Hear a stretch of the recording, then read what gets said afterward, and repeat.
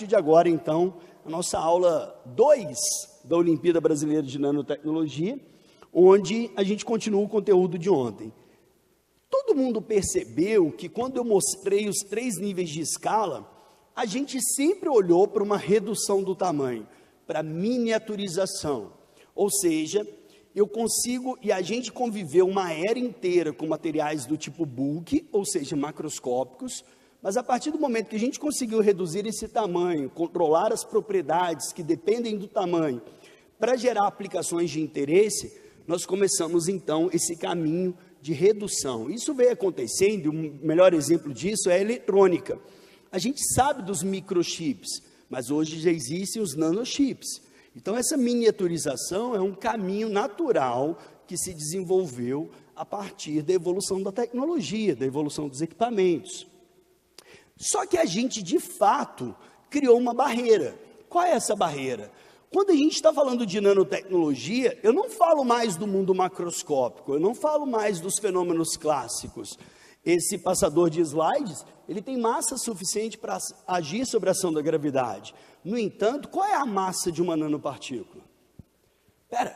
Qual é a massa de uma nanopartícula de ouro de 30 nanômetros? Isso não é influenciado mais pela gravidade. A massa é desprezível, a massa é muito pouca. Portanto, eu estou do outro lado dessa ruptura entre fenômeno clássico e fenômenos quânticos. Eu reduzi tanto o tamanho do material, eu reduzi tanto a composição, mas confinando isso num espaço muito pequeno, que surgem o que nós chamamos de efeitos quânticos devido ao tamanho reduzido. Professor, legal, muito bonita a sua frase, parece quase que um poema. Me mostra esses efeitos quânticos de tamanho reduzido. Bora lá. Ouro macroscópico, dourado. Quanto vale uma barra de ouro? Nossa, muita coisa. Mas e se eu te disser que uma barra de ouro não vale mais do que uma nanopartícula de ouro? Peraí, não, sim. Primeiro que o ouro no mundo nanométrico não se parece nada com aquele dourado do mundo macroscópico. O ouro no mundo nanométrico, ele apresenta novas propriedades, nova cor, e isso faz com que ele seja um material revolucionário a partir do momento que eu trabalho na superfície dessas nanopartículas. Tá, prof, então como é que uma nanopartícula, um frasquinho desse, vai valer mais do que uma barra de ouro? Simples. O que está dentro de cada um desses frascos, que variam de 20 a 100 nanômetros, ou seja, eu tenho uma cor que depende do tamanho, eu tenho uma propriedade que eu consigo modular, porque se eu quero a cor dependente do tamanho, e tudo aquilo que muda de cor pode virar um sensor, então eu tenho um universo de aplicações para essas nanopartículas. Mas você não respondeu a pergunta, por que esse frasco vale mais que uma barra de ouro? Porque eu vou mostrar ainda na aula de hoje, de que essas nanopartículas podem ser funcionalizadas com anticorpos e localizar uma célula tumoral. Talvez no futuro, a gente esteja falando de uma redução de semanas, meses de uma quimioterapia, para um tratamento prévio, específico, localizado, feito com nanopartículas de ouro. Eu vou lá, injeto na corrente sanguínea, ela localiza a célula tumoral, depois eu utilizo um laser, e esse laser faz a nanopartícula entrar em ressonância, começa a vibrar, ela produz calor, ela mata a célula tumoral por hipertermia. Ou seja, uma barra de ouro valeria mais do que salvar uma vida? Fica para reflexão para vocês depois. Mas no mundo nanométrico, a prata que nós conhecemos é prateada, é linda, todo mundo já usou. Mas esse que é o grande ponto. Nesse momento, no mundo nano, a propriedade é nova, a propriedade é diferente, a cor é diferente. E aí eu saio de uma prata prateada para uma prata amarela, que também tem aplicações muito importantes em setores hospitalares, na sua ação bactericida. Então, nós estamos mostrando aqui apenas um spoiler de que, se você está entrando no mundo nano, esteja diante de propriedades surpreendentes. Vamos assistir um vídeo, e aí vocês vão entender um pouquinho o resumo da aula de ontem, mas numa seguinte perspectiva. Nós, na aula de ontem, falamos sobre macroescala, microescala e nanoescala. Bom, no dia a dia, olhando para o mundo da química, o que isso significa? Se você está na macroescala, você está diante daquilo que é uma suspensão, ou seja, As partículas são muito grandes, vão sedimentar sobre a ação da gravidade. Nós vamos entrar nesse conceito nas próximas aulas. Já tem uma agenda, uma nova live agendada, onde a gente vai entrar mais em detalhes. Mas antes da gente pular para o próximo módulo, eu achei prudente colocar esse vídeo aqui para a gente conseguir entender que aquilo que é macroscópico vira uma suspensão, aquilo que está entre o mundo micro e o mundo nano pode se variar entre um coloide, principalmente quando a gente entra no mundo nano, e abaixo disso a gente tem as soluções verdadeiras. Esse vídeo foi produzido por um projeto aprovado aqui no Mackenzie, chamado Nanotecnologia nas Escolas. Nesse projeto a gente criou vídeos educativos e materiais didáticos que foram compartilhados com diversos professores. Bora assistir esse vídeo e ver se faz sentido, e nesse vídeo a gente vai exibir nanopartículas de ouro, nanopartículas de prata, que a gente leva para os experimentos nas escolas. Bora! Nesse experimento, vamos falar a respeito do efeito Tyndall, um fenômeno de espalhamento de luz estudado pelo físico irlandês John Tyndall no século XIX. Observe esses sistemas. 3 deles são homogêneos. O primeiro frasco contém nanopartículas de prata, o segundo água pura e o terceiro nanopartículas de ouro. O quarto é um sistema heterogêneo formado por água e areia. Ao direcionar a luz do laser para esses 4 sistemas, em 3 deles é possível enxergar o rastro do laser no interior do frasco. Mas qual a explicação para esse resultado? A resposta está na diferença conceitual entre solução, coloide e suspensão. O frasco com água e areia se caracteriza como uma suspensão, um sistema formado por partículas maiores que 1 micron, grandes o suficiente para sedimentar no fundo do frasco graças à gravidade. Mesmo que seja possível observar o rastro do laser, as suspensões sempre formam um sistema heterogêneo e é fácil distingui-lo com os próprios olhos. Moléculas de água têm o tamanho de apenas 0,1 nanômetro, ou seja, são muito, muito pequenas e, por isso, não geram colisões suficientes entre o feixe de luz e as moléculas para espalhar essa luz e formar o rastro do laser. Esse é um sistema puro que, nesse caso, representa a solução. Um coloide é o intermediário entre uma suspensão e uma solução. Aqui, as nanopartículas de ouro e prata possuem tamanhos em torno de 30 nanômetros e são grandes o suficientes para espalharem a luz, formando o rastro visível do laser no interior do frasco. Os sistemas coloidais apresentam partículas que podem variar entre 1 nanômetro e 1 micron. E, por serem bem pequenas e estáveis, não sedimentam sob a ação da gravidade, formando sempre um sistema homogêneo. O efeito Tyndall é, na verdade, uma maneira de ver as nanopartículas presentes em um sistema coloidal, e com esse teste simples é possível diferenciar esse sistema de uma solução verdadeira. Então, recapitulando, uma solução verdadeira é formada por íons ou moléculas com tamanhos menores de 1 nanômetro, que, nesse caso, apresentaria o mesmo resultado que o da água pura, e não mostraria o rastro do laser. Enquanto o sistema coloidal, formado por partículas que possuem tamanhos entre 1 nanômetro e 1 micron, são capazes de espelhar a luz e revelar o rastro do feixe do laser. Já as suspensões se diferenciam facilmente por esse aspecto visual, que sempre será formado por 2 ou mais fases. Quando você lê na embalagem "agite antes de usar", aquilo é uma suspensão. E você sabia que o efeito Tyndall está ao seu redor? Quando você está em casa e os raios de luz do sol revelam as partículas de poeira em suspensão no ar, ou ao dirigir à noite e ver a neblina com a luz do carro, ou enxergar o céu azul de dia e alaranjado ao final da tarde. Isso tudo é o efeito. Incrível, não é? Então, quando estiver se divertindo ou caminhando por aí, observe o efeito Tyndall diante dos seus olhos, ou simplesmente sente no chão e contemple a harmonia entre esse fenômeno de espalhamento de luz e as incríveis paisagens que a natureza nos proporciona. Achou interessante o efeito Tyndall? Se você puder colaborar com o projeto, dá uma salva de palmas aí, fazendo o favor. É legal, é legal. Essa menina, a Giovana, ela foi aluna formada em jornalismo aqui no Mackenzie, foi aluna de iniciação científica do projeto, e ela tem uma voz sensacional, conseguiu conduzir. E eu acho que a proposta, isso é um exemplo de vídeo que está atrelado a algum tipo de questão.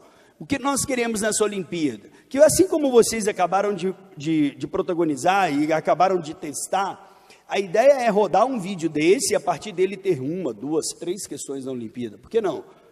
Perguntando coisas que estão no vídeo. Então a gente quer fazer essa Olimpíada bem dinâmica nesse sentido, e acho que ele deixou claro e faz um bom fechamento do módulo 1. Por quê?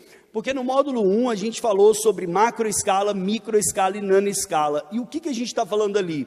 que solução é tudo aquilo que são íons ou moléculas menores que 1 nanômetro, e aí depois eu tenho ali o sistema coloidal, que é a partir de 1 nanômetro até 1 micron, e acima de 1 micron é grande o suficiente para sofrer a ação da gravidade e acaba gerando a suspensão, que é um sistema heterogêneo. E isso conecta com aquele slide onde a gente mostra a macroescala, microescala e a nanoescala, e mostra o mundo atômico molecular. Mas agora a gente vai começar o módulo 2, que vai falar um pouquinho sobre o contexto histórico da nanotecnologia.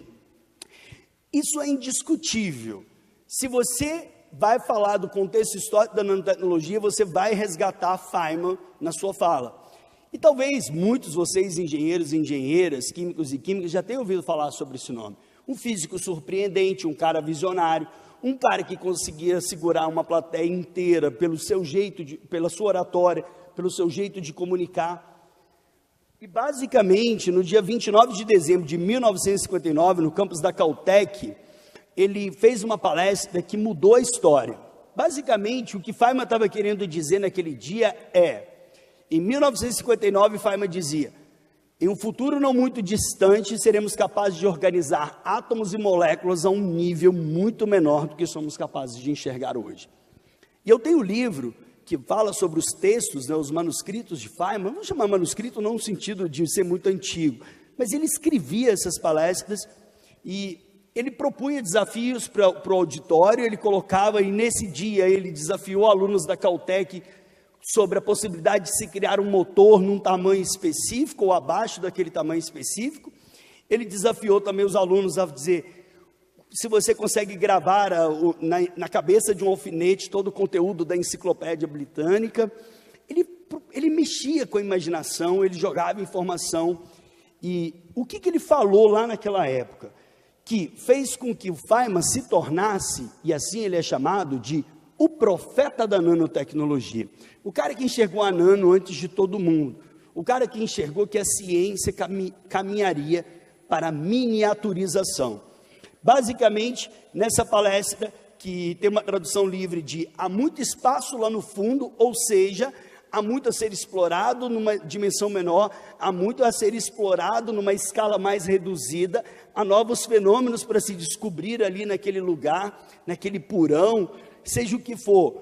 Mas se a ciência avançar, se os equipamentos avançarem, seremos capazes de estudar coisas minúsculas.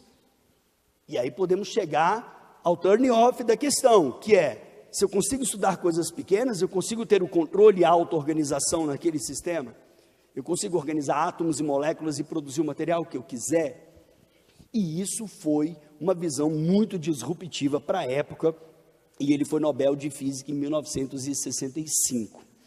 Basicamente, o que Feynman falava? Dizia assim: no futuro não muito distante, seremos capazes de desenhar, de construir materiais átomos a átomos, molécula por molécula, de maneira controlada e organizada. Ele desafiou o público, isso é mais de um desafio, e aí eu gosto muito desse exemplo didático, que quando Feynman falou assim, seriam vocês capazes de gravar todo o conteúdo da enciclopédia britânica na cabeça de um alfinete? Tá, isso é litografia, que já chegou na nanolitografia, isso é possível. Mas vamos trazer para um exemplo moderno, porque não dá para a gente ficar pensando em técnicas. Vamos lá, você abre seu arquivo Word agora, nesse momento, e digita lá, fonte Arial 10 a menos 12. Fonte Arial 10 a menos 9. Imagine você colocar ali, seja em picômetros ou seja em nanômetros, mas principalmente falando em nanômetros, se você tivesse no seu Word uma fonte Arial 10 a menos 9, quanto de informação você conseguiria escrever numa única linha de Word? Isso é incrível. Isso fez com que as pessoas enxergassem assim, bom, de fato, se eu chegar na miniaturização, se eu for rumo a ela, se eu conseguir dominar as propriedades na escala reduzida, eu posso chegar a uma possibilidade de fazer coisas surpreendentes, de organizar átomos e moléculas, e isso vai me abrir um caminho. E aí está o texto aí na tela para vocês. Escreve um texto de 10.000 caracteres. Agora imagina você colocar no pingo do i 1 bilhão de vezes mais do que 10.000 caracteres. Ou seja, esse era o caminho. Mas o que Feynman falava na verdade então? Feynman queria mexer com imaginação das pessoas. Ele trazia a informação, mas mexia com a imaginação. E como que eu vou mexer com a imaginação de vocês sobre a importância da palestra do Feynman, se a gente não consegue trazer um exemplo mais prático? Essa do Word 10 a menos 9, uma fonte 10 a menos 9 é boa. Mas vamos falar de um mundo mais próximo de quem está na meia idade como eu. Quando lançou o CD, foi surpreendente.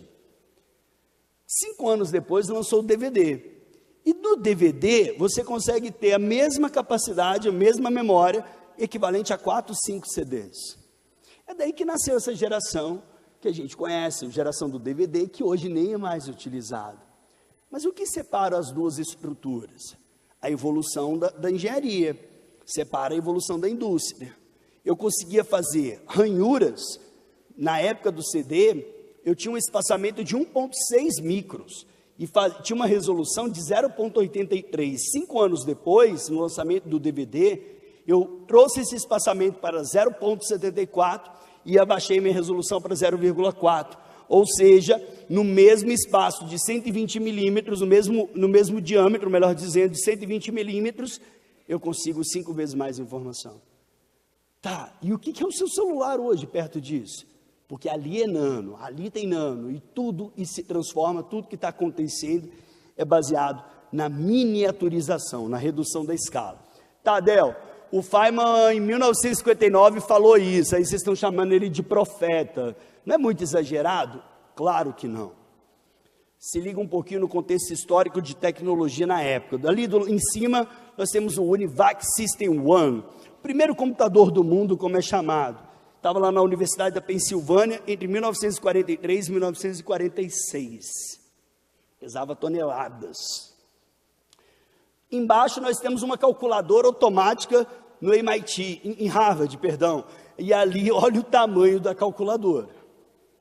Como que Feynman, naquela época, diante dessa projeção, diante dessa realidade de tecnologia, podia falar assim: e se a ciência evoluir, se a gente for capaz de criar equipamentos para estudar coisas cada vez menores, acessaremos um mundo nunca antes visto.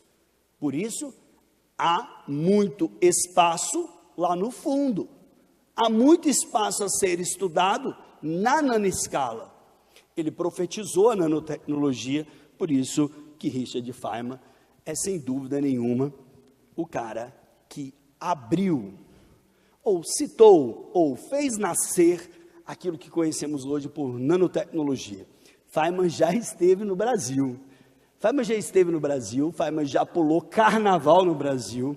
Feynman não veio uma vez, Feynman veio 2, 3, na última vez aconteceu um probleminha e ele acabou pousando e voltando. Fica aí para vocês pesquisarem depois. Mas essa é uma foto que está assinada por todo mundo, lá no CBPF, né, Centro Brasileiro de Pesquisas, e aí a gente tem ali, de pesquisas físicas do Rio de Janeiro. Essa é uma foto de 1951, 1952, ele participou de um almoço, e o Feynman, para quem não sabe, ele está atrás desse cara de bigodinho aí, ó, esse cara de terno que está cinza no meio, está ali, ó, Richard Feynman, e ele já veio ao Brasil mais de uma vez, e tem aí algumas histórias da passagem dele pelo Carnaval do Brasil, que também é bem legal. Bom, se vocês estão ligados, se vocês estão acordados junto comigo nessa manhã, nós saímos de 1959 e agora estamos em 1981. Mais ou menos de 1960 a 1981, um pouco mais de 20 anos, um grande feito aconteceu. Engenheiros da IBM criaram um microscópio de tunelamento, ou seja, pouco mais de 20 anos depois daquela palestra de Feynman, engenheiros da IBM foram capazes de reproduzir o logo da empresa através da deposição de 35 átomos de xenônio sobre uma superfície de níquel, reproduzindo de maneira fiel e em escala atômica, com resolução atômica, o logo da própria empresa. Meus alunos, minhas alunas, eu não sei se essa fala impacta ou não vocês, mas isso faz todo sentido se a gente estiver discutindo o contexto histórico. 20 anos depois do Feynman, nasce o primeiro equipamento de resolução atômica no mundo. Então, eu posso estudar coisas muito pequenas. o que Feynman pediu. E esse microscópio de tunelamento recriou ali, foi feito pelo Benny e pelo Howe, e é hoje um equipamento muito utilizado, ele já gerou vários filhos. O que são isso? O microscópio de tunelamento criou seu descendente chamado microscópio de força atômica, microscópio de força atômica sem contato, criou variações do método empregado. Tá? Qual que é o método, professor? Aqui nessa imagem anterior, só voltando nela, fica claro o que é chip, é a ponta, é átomo vendo átomo. Se eu tenho átomo vendo átomo e a interação entre eles gera uma corrente de tunelamento, eu posso mapear a altura dessa superfície a partir desse potencial dessa corrente de tunelamento. Se é uma corrente mais espaçada, eu tenho uma elevação mais fina, mais justa, não importa, ele vai reproduzir aquela imagem que ele, através da decodificação dos potenciais de corrente de tunelamento que acontecem, que separam a ponta da amostra, a ponta da superfície. E aí, esses dois engenheiros, está ali uma imagem mais técnica, né? Você tem um laser de diodo, você tem um fotodetector, basicamente, qualquer movimento da ponta chega ao fotodetector e isso é transformado numa imagem de mapeamento dessa superfície. E aí os caras fizeram isso, o logo da IBM com átomos de xenônio. Tem um artigo original, foi publicado em 1990, o microscópio desenvolvido em 1981. Então, peraí, 1990, 1959, 31 anos. 31 anos depois que Feynman proferiu aquela palestra. Então, Feynman tinha razão. Estamos diante do triunfo da ciência, estamos diante do triunfo da técnica, ou seja, a nanociência tinha dado um salto irreversível em direção à miniaturização, controle da matéria, criando o que seria a maior revolução do século XXI. Hoje em dia, eu diria que a inteligência artificial está roubando o protagonismo da nano, no sentido de holofotes de mídia das coisas que estão acontecendo. Porque a inteligência artificial está muito forte. Está todo mundo pegando código, está todo mundo desenvolvendo em cima dela, está todo mundo criando automações. Tá, tudo bem. Isso não significa que a nanotecnologia enfraqueceu, longe disso. Tem muita gente fazendo coisas revolucionárias por aí. E é muito provável que você seja salvo pela nanotecnologia do que você ser salvo pela inteligência artificial, ou se é que você pode ser salvo pelas duas futuramente, a partir do momento que eu acoplo inteligência artificial em análise de exame, diagnósticos médicos. Enfim, tem muita coisa que daria para falar sobre isso. E aí, entre esse jovem, prof, não faz sentido. Para mim, tudo que você fala, eu não consigo acreditar. Porque se você explicou para mim no módulo 1 que o mundo nano é invisível, que você explicou que nano é 1 bilhão de vezes menor do que 1 metro, como é que eu posso trabalhar com coisas que a gente não consegue ver? Esse que é o ponto. Nas minhas próximas lives, eu vou estar com uns frasquinhos de nanopartícula na minha mão, e ali a gente vai falar assim, prof, como isso é nano se eu estou vendo com os meus próprios olhos? A questão não é essa. A questão não é essa. A questão que o que você está vendo é o book, você está vendo a composição como um todo. Mas se você pegar as unidades que compõem, você está diante de uma nanopartícula.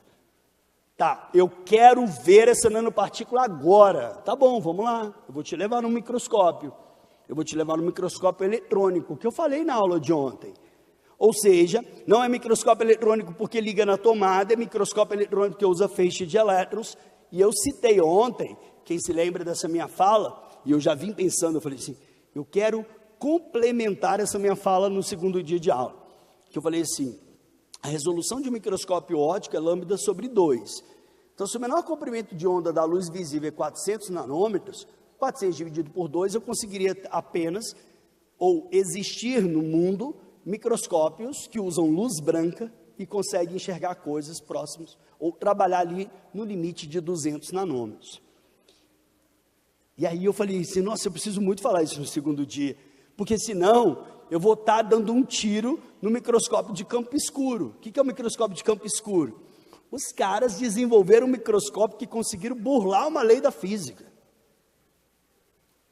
Esse microscópio de campo escuro estuda coisas muito pequenas. Eu consigo, com um microscópio de campo escuro, saber onde a nanopartícula de ouro está dentro de uma célula. Tem um monte de artigo por aí, eu não estou inventando.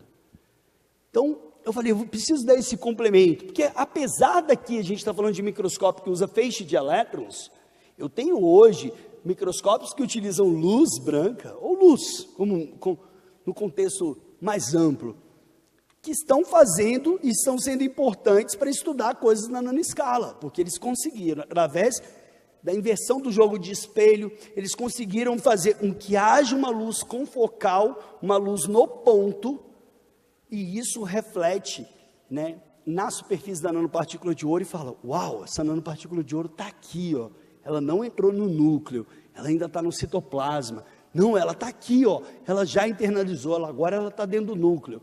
Isso é incrível, pessoal. Esses microscópios eletrônicos ampliam em 1 milhão de vezes, chegam até a ampliar 1 milhão de vezes, tem de várias categorias, vários valores, mas basicamente esses microscópios vêm evoluindo anualmente, vêm evoluindo a cada edição, e a gente vai ter um módulo só para falar de microscopia. Então a gente vai falar como funciona o microscópio eletrônico de transmissão, como funciona o microscópio eletrônico de varredura. Nessa aula de hoje a gente está só respondendo a pergunta daquele garotinho. Se nano é tão pequeno, como que eu consigo trabalhar com coisas que eu não posso ver? Está aqui os olhos dos cientistas, estão aqui os olhos dos pesquisadores. Ou seja, os microscópios eletrônicos é que são a chave para isso.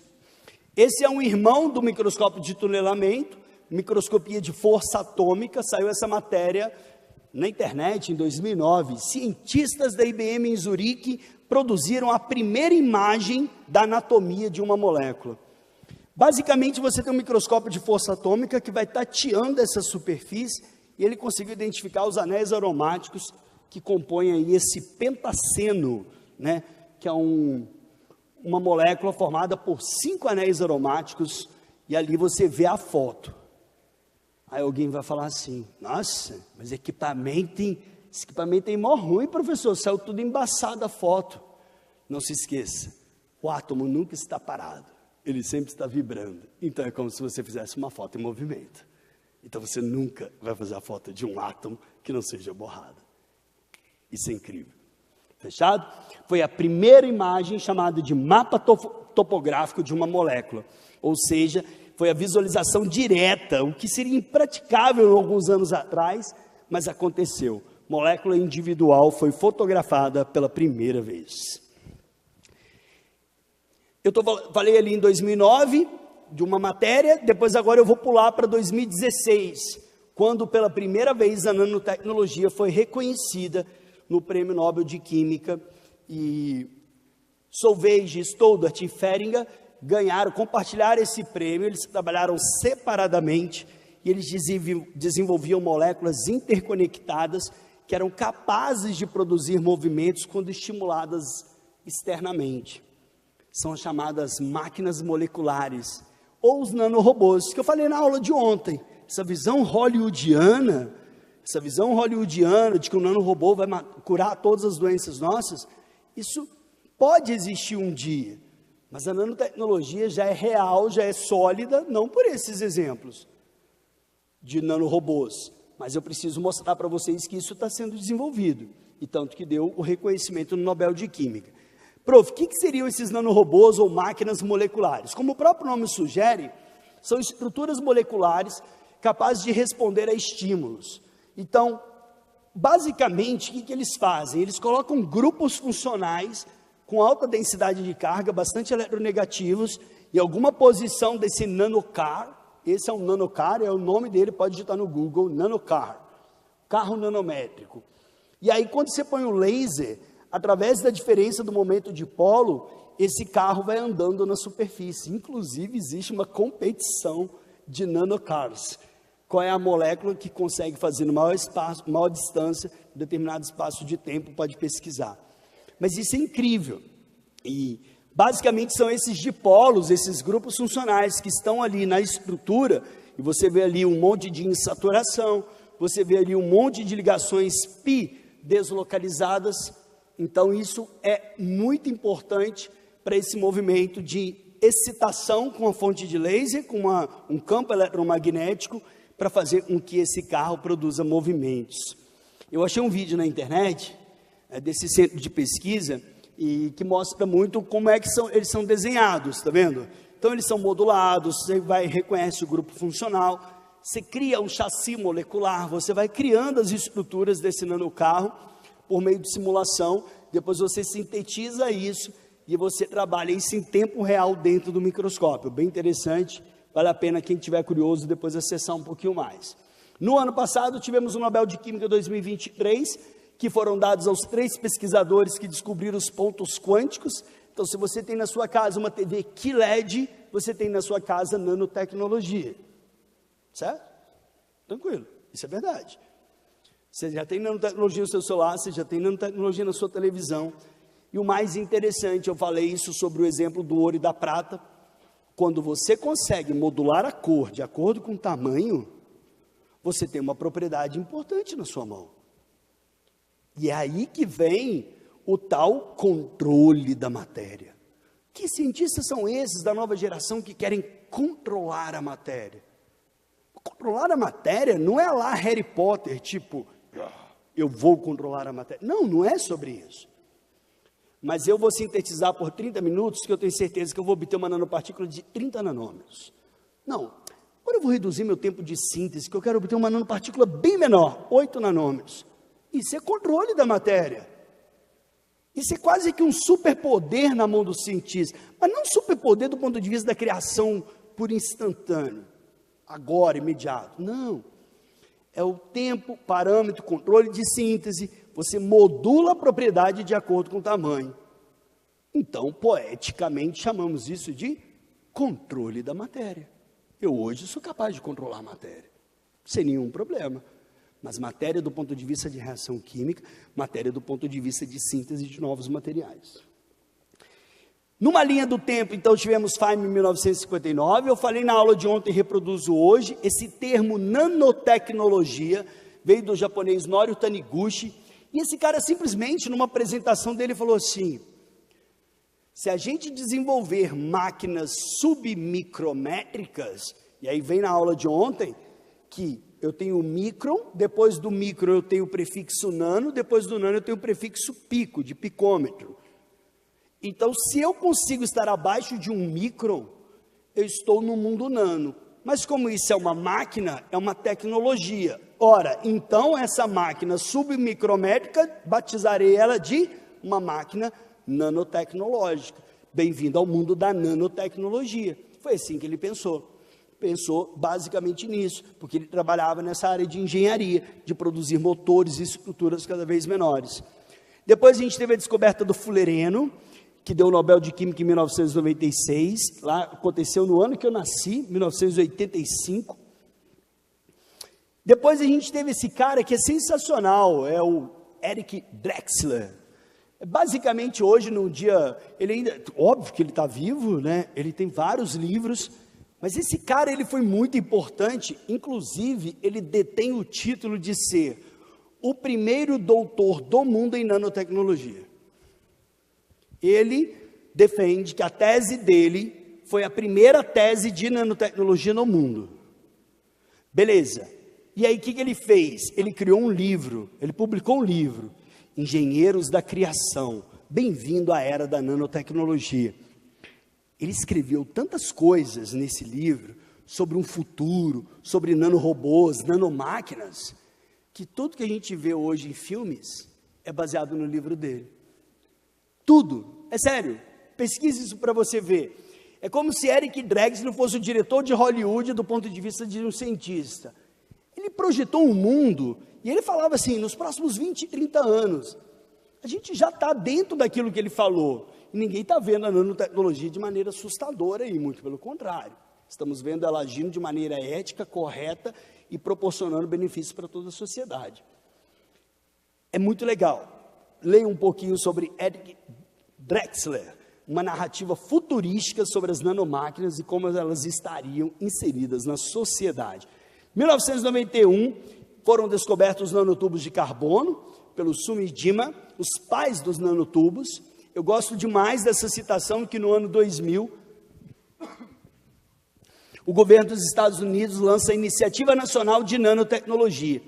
Eles investiram bilhões de reais lá no ano 2000 e eles nunca deixaram de lado a vertente educacional. É só você digitar agora no seu celular para você ver que eu não estou mentindo. nni.gov.br, ou seja, o site dos Estados Unidos, .gov, obviamente, não BR, .gov, é o site dos Estados Unidos. Lá você vai entrar e vai estar assim, for educadores, para educadores, está lá.